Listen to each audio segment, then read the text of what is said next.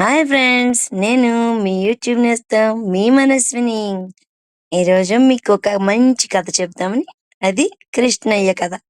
మీ ముందుకొచ్చేసా. ఒకరోజు శ్రీకృష్ణుడు తన ఫ్రెండ్స్ అందరితోని గోవులను కాచుకోవడానికి, మేపడానికి అని వెళ్ళి, కొంతసేపు చక్కగా పిల్లలందరూ ఆడుకుంటూ, అలా ఒకళ్ళనొకళ్ళు పరిగెట్టించుకుంటూ, గంతులు వేస్తూ ఎంతో ఉల్లాసంగా, ఉత్సాహంగా ఆడుకుంటున్నారంట. ఆడుకుంటుంటే అలా మధ్యాహ్నం అయిపోయిందంట. చిన్ని బొచ్చులకి ఆకలేసేస్తది కదా! అప్పుడు పిల్లలందరూ కూర్చొని భోజనాలు చేద్దామని గోవుల్ని అన్నిటిని చూసుకొని, మళ్ళీ వచ్చి భోజనం దగ్గర కూర్చొని చక్కగా ఆ భోజనం చేయడాన్ని కూడా ఎంతో ఆనందంగా స్వీకరిస్తున్నారంట.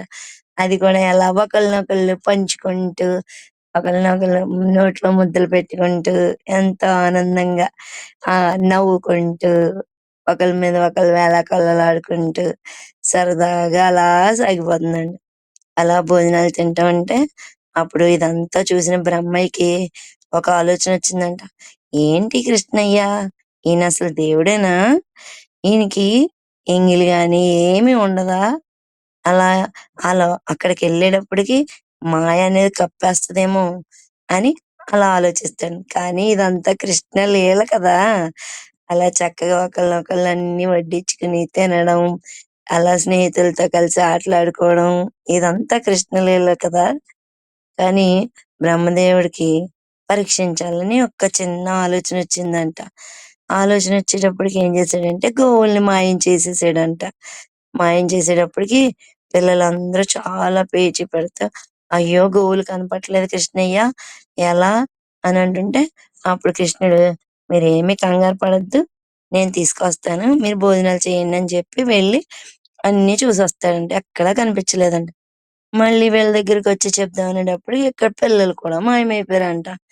అయితే ఇదంతా చూసిన కృష్ణయ్యకి ఏం జరిగిందా అని ఆలోచిస్తే, ఓహ్! ఇదంతా బ్రహ్మదేవుని మాయా అనుకుని అప్పుడేం చేశాడంటే, తనే గోవుల్లో తనే అయిపోయాడు. పిల్లలందరిలోని తనే అయిపోయాడు. కృష్ణుడు కూడా తనే అయిపోయాడు.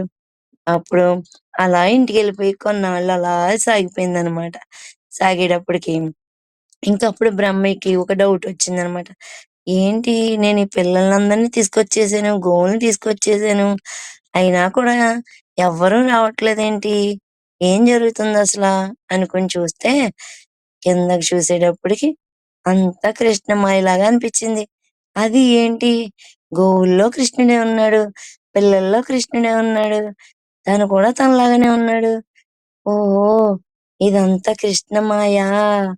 అవునా! అనుకుని కృష్ణుడిని క్షమించమని అడగాలి అనుకుని కృష్ణుడి దగ్గరికెళ్ళి, "స్వామి, ఇదంతా నీ కృష్ణలీలని నేను గ్రహించలేకపోయాను.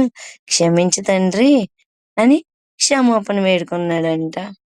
ఇది మన కృష్ణయ్య కథ. మీకందరికీ నచ్చిందా? అయితే లైక్ చేయండి, షేర్ చేయండి, సబ్స్క్రైబ్ చేసుకోండి.